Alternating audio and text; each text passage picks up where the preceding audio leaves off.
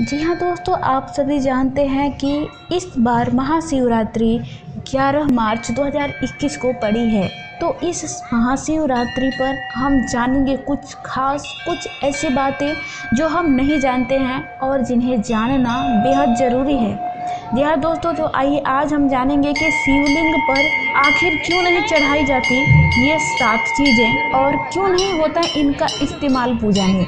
महाशिवरात्रि के दिन शिवलिंग पर कई प्रकार की चीज़ें अर्पित की जाती है, लेकिन कुछ चीज़ें जो शिवलिंग पर नहीं चढ़ाया जाता, आज हम उन्हीं के बारे में बात करेंगे। हिंदू पंचांग के अनुसार इस वर्ष महाशिवरात्रि का पर्व गुरुवार यानी कि 11 मार्च को मनाया जाएगा।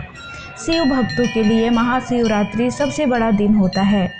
महाशिवरात्रि के दिन शिवलिंग पर कई प्रकार की चीज़ें अर्पित की जाती है, लेकिन कुछ चीज़ों को शिवलिंग पर नहीं चढ़ाया जाता। जानते हैं ये चीज़ें कौन सी है और इन्हें शिवलिंग पर आखिर क्यों नहीं चढ़ाया जाता।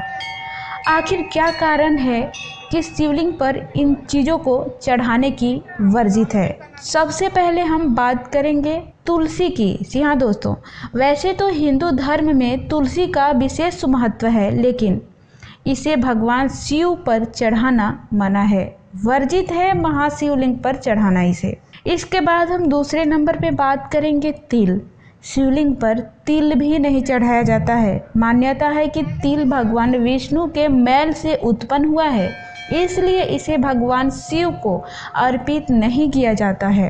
भगवान विष्णु और भगवान शिव में एक गहरा संबंध है, इसी की वजह से हो सकता है शिवलिंग पर तिल चढ़ाना वर्जित है, क्योंकि ये भगवान विष्णु का मैल है।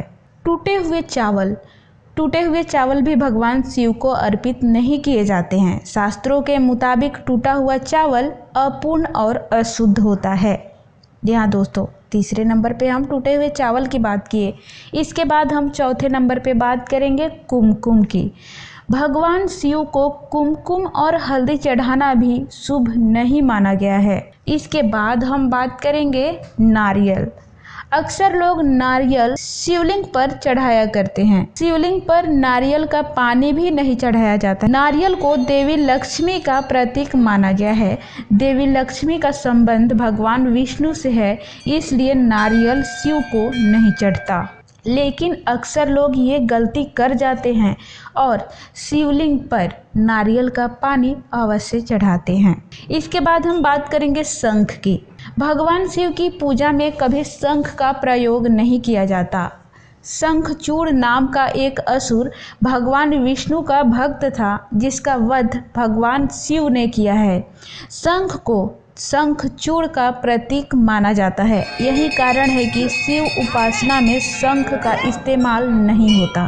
केतकी का फूल लास्ट है। केतकी का फूल भगवान शिव की पूजा में केतकी के फूल को अर्पित करना वर्जित माना जाता है। जी हाँ दोस्तों, बात करें अगर हम फूल की, तो भगवान शिव को कास, मंदार, अपराजिता, समी, कुंभचक, शंखपुष्पी, चिचिड़ा, कमल, चमेली, नागचंपा, पीले फूल वाली कटसरैया, शीशम, गुलर, बेला, बेलपत्ता, केसर, नीलकमल, लाल कमल के अलावा जल एवं स्थल में पैदा होने वाले सभी सुगंधित फूल भगवान शिव को पसंद है। यहाँ पर हम ये भी जानेंगे कि शिव पूजन में क्या चढ़ाई जानी चाहिए। जी हाँ दोस्तों, शिव पूजन में चढ़ने वाली चीज़ें हैं जैसे कि जल, दूध, दही, शहद, घी, चीनी, इत्र, चंदन, केसर, भांग।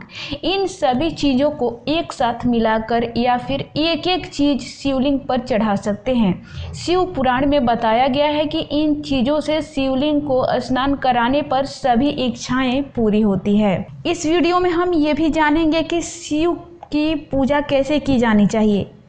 जिस दिन शिव पूजन करना चाहते हैं उस दिन सुबह स्नान आदि नित्य कर्मों से निर्वृत्त होकर पवित्र हो जाएं। इसके बाद घर के मंदिर में ही या फिर किसी शिव मंदिर जाएं। मंदिर पहुंचकर भगवान शिव के साथ माता पार्वती और नंदी को गंगा जल या फिर पवित्र जल अर्पित करें।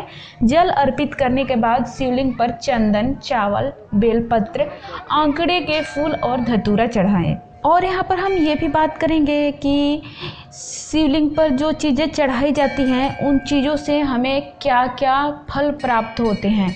यहाँ दोस्तों तो यहाँ पर 10 ऐसी चीज़ों के बारे में बात करेंगे, जैसे कि मंत्रों का उच्चारण करते हुए शिवलिंग पर जल चढ़ाने से हमारा स्वभाव शांत होता है और आचरण स्नेहमय होता है। शहद चढ़ाने से हमारी वाणी में मिठास आती है।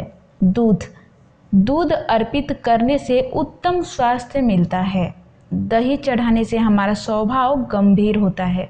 शिवलिंग पर घी अर्पित करने से हमारी शक्ति बढ़ती है और इत्र से स्नान करवाने से विचार पवित्र होते हैं। शिव जी को चंदन चढ़ाने से हमारा व्यक्तित्व आकर्षक होता है। समाज में मान सम्मान भी प्राप्त होता है। केसर अर्पित करने से हमें सौम्यता प्राप्त होती है। भांग चढ़ाने से हमारे विकार और बुराइयां दूर होती है। इसके बाद हम बात करेंगे शक्कर की।